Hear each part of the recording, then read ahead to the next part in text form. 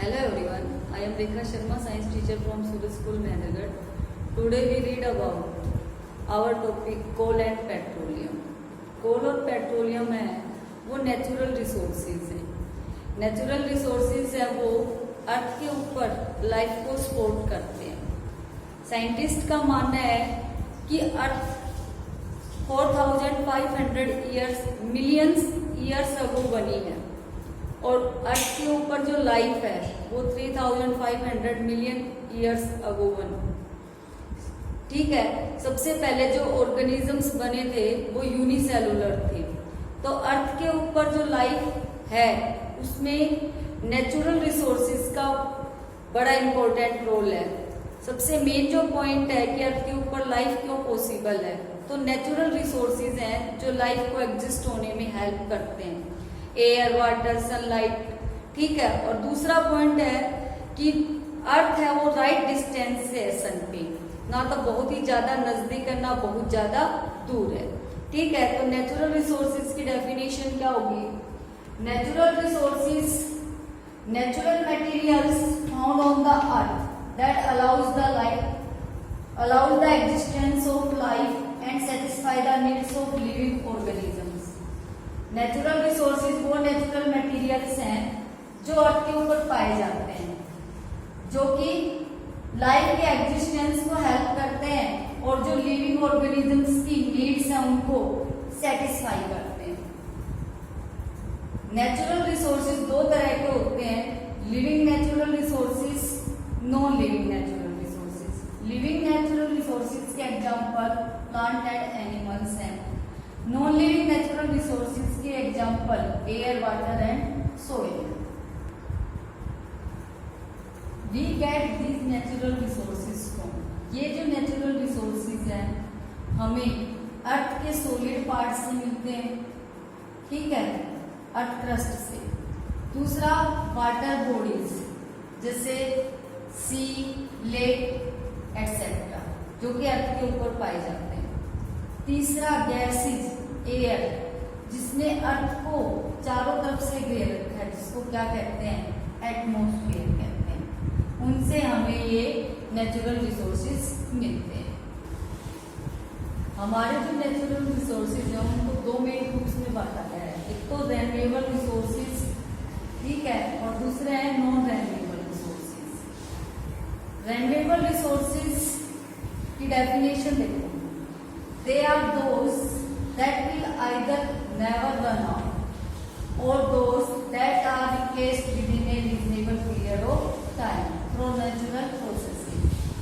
Renewable resources वो resources हैं जो या तो कभी खत्म ही नहीं होंगी या फिर वो एक रीजनेबल पीरियड के अंदर रिप्लेस हो जाएंगे नेचुरल प्रोसेसेस से। वो जो रिसोर्सेज हैं वो कहलाते हैं रेन्यूएबल रिसोर्सेज। इसके एग्जांपल है सनलाइट, एयर। सनलाइट है, जैसे सन की जो लाइफ है वो 10 बिलियन ईयर्स है, तो 5 बिलियन ईयर्स है वो जा चुके हैं और अभी 5 बिलियन ईयर्स है वो और बचते हैं। तब तक सन है वो हमें सनलाइट प्रोवाइड करवाता रहेगा। एटमॉस्फेयर के अंदर एयर की क्वांटिटी बहुत सारी है। ठीक है, ऑक्सीजन 21% है, बट डिफोरेस्टेशन से उसकी अमाउंट क्या हो जाती है? डिक्रीज हो जाती है। Non renewable resources, they are those which once used up can not be replaced within a reasonable period of time. ये वो नेचुरल रिसोर्सेज हैं जो एक बार यूज करने के बाद खत्म हो जाएंगे, यानी कि वो एक रीजनेबल पीरियड के अंदर फिर से रिन्यू नहीं हो सकती। वो जो है वो नॉन रिन्यूएबल रिसोर्सेज कहलाते हैं।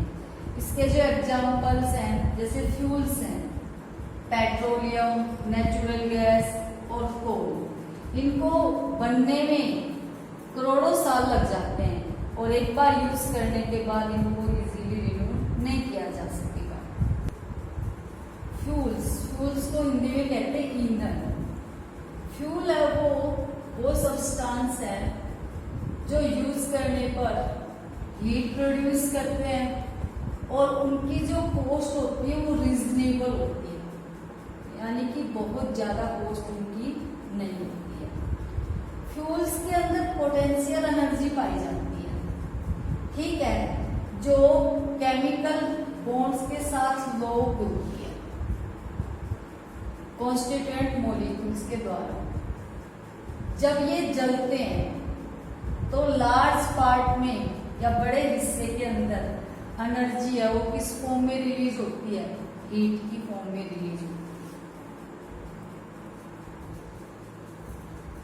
फॉसिल फ्यूल्स, जिसको हिंदी में कहते हैं जीवाश्म ईंधन, ठीक है, वो फ्यूल जो नेचुरली प्रोड्यूस्ड होते हैं, जो प्लांट्स और एनिमल्स सोयल में और रॉक्स में दब हुए हैं, ठीक है, उनके जो बॉडी पार्ट्स बचे हुए हैं उनसे जो फूड प्रोड्यूस होते हैं उनको फॉसिल फ्यूल्स कहते हैं।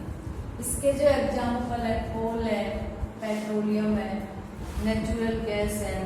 इस चैप्टर में मेनली हम दो चीजों के बारे में पढ़ेंगे, कोल, पेट्रोलियम, ठीक है। कोल कैसे बना? It was form during a period of over millions of years from dead plants that got buried inside the earth। कोयला है वो करोड़ों साल के दौरान, ठीक है, बना है डेड प्लांट से जो कि जमीन के अंदर दब गए, ठीक है। हाई टेम्परेचर और हाई प्रेशर से अर्थ के अंदर धीरे धीरे ये जो वनस्पति दब गई थी, जो प्लांट्स दब गए थे, वो किसमें कन्वर्ट हो गए, कोयले में कन्वर्ट हो गए। टाइप्स ऑफ कोल, कोयला तीन तरह का होता है। There are 3 main varieties of coal. कोयले की 3 मुख्य वेराइटीज होती हैं। ये वेराइटीज कार्बन कंटेंट के बेस पर डिवाइडेड की गई है। सबसे पहले एंथ्रेसाइट, जिसमें 96% तक कार्बन पाया जाता है, बेस्ट वैरायटी ऑफ कोल कहते हैं एंथ्रेसाइट। दूसरा बिटुमिनस, जिसमें 65% तक कार्बन पाया जाता है। तीसरा जो है लिग्नाइट, उसके अंदर होता है 38% तक कार्बन। कोयले को जब एयर में जलाते हैं, ठीक है, तो उससे कार्बन डाइऑक्साइड प्रोड्यूस होती है, कार्बन प्लस ऑक्सीजन। ये रिएक्शन इसके नीचे मैंने लिख दिया है। तो कार्बन ऑक्सीजन से जब रिएक्ट करेगी तो क्या बनेगा, कार्बन डाइऑक्साइड बनेगा।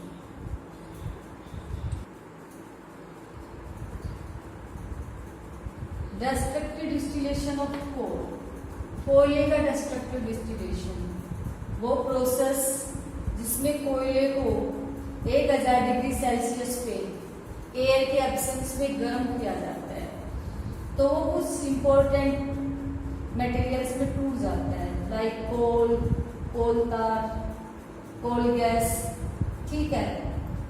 तो डिस्ट्रक्टिव डिस्टिलेशन के अंदर जो निकलेंगे मटेरियल्स, जैसे कोक, वो residue left behind when destructive distillation of coal.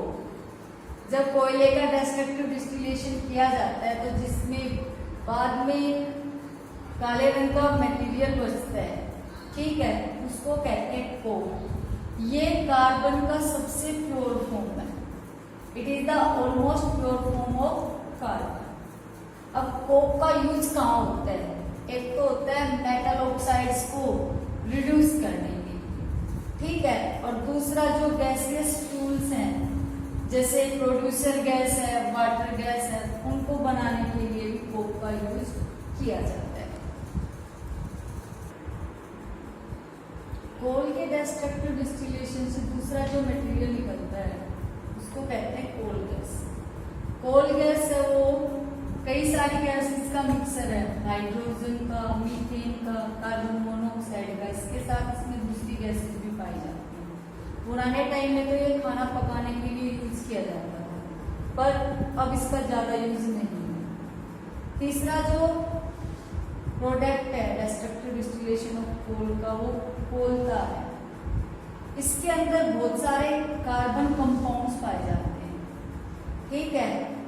Fractional distillation के ऊपर इसमें बहुत सारे इंपॉर्टेंट कंपाउंड्स निकलते हैं, जैसे बेंजीन है, टोलिन है, फिनोल। ये कंपाउंड्स हैं वो एक्सप्लोसिव, डाइस, पेंट्स, इनको बनाने में यूज किए जाते हैं।